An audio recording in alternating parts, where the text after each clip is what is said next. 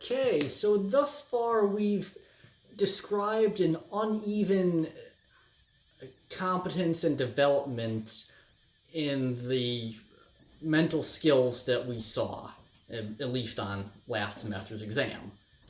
Great technique, great memorization, but theoretical imagination and common sense, knowing how to do something the easy way, were relatively lagging behind the great technical skill. And that's really not surprising, considering how much modern education focuses on increasing technical skills.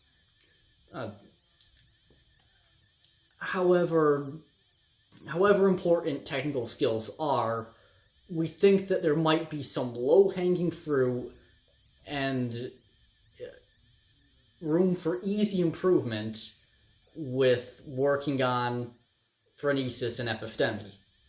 Common sense, or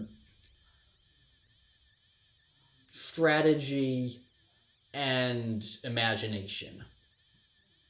Okay, so we've identified a goal, but do we have any map for how to get there? Do we need to invent this all ourselves, or is there precedent? Luckily, there's actually some precedent. The modern focus on technical cultivation is indeed modern. Whereas a lot of the stuff we were using to describe the mental landscape is quite ancient, going back to even before Aristotle. The Warring States period, 300-400 BC, old stuff.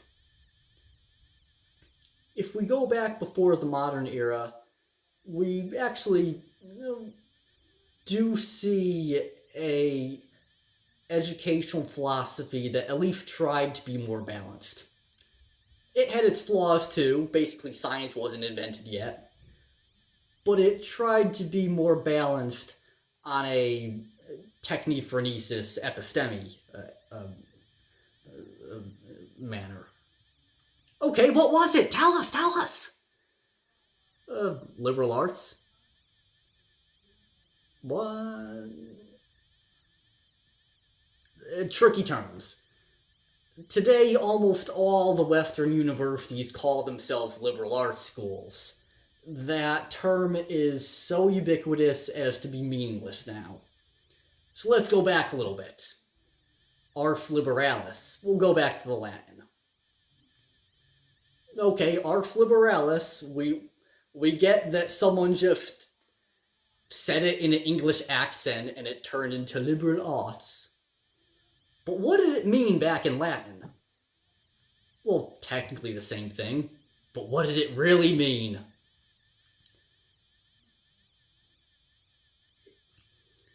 It meant, to translate it into more idiomatic Germanic modern English, a less literal but better translation would actually be freedom skills.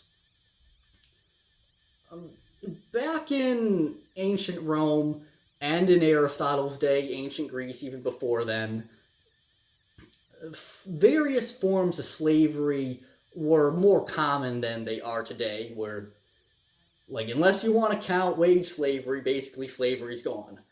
So back in Aristotle's day, you'd walk around and you'd see most people are serfs or some kind of sort of slaves, and then a minority of free people. And that slave-free distinction was a major pattern in life.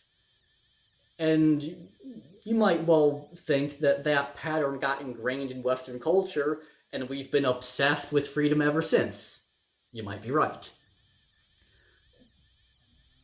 But they were also at least somewhat obsessed with that concept back then, and it shaped their educational goals.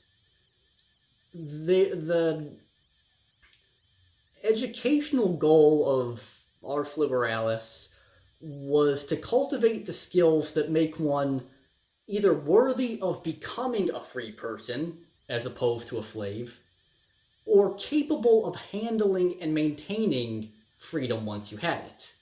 Because it was possible to lose it.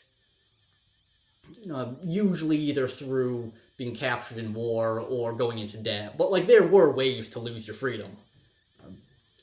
So maintaining, in addition to achieving freedom, maintaining it was something people did care about. And so that was the goal of education. Hence it got the name freedom skills, or in Latin, ars liberalis.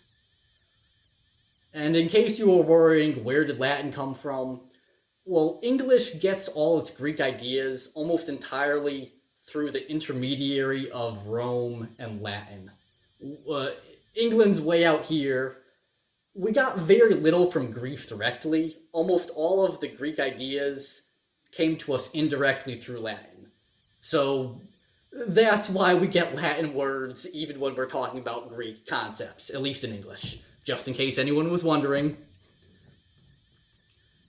Okay, so we've said that a focus on the classical liberal arts might be a good lead for a way to develop an intellect in a more balanced manner that isn't myopically focused on technique. Okay, cool. Defined words in terms of other words, that's useless, but you'll have to tune in next time for anything a little more practical.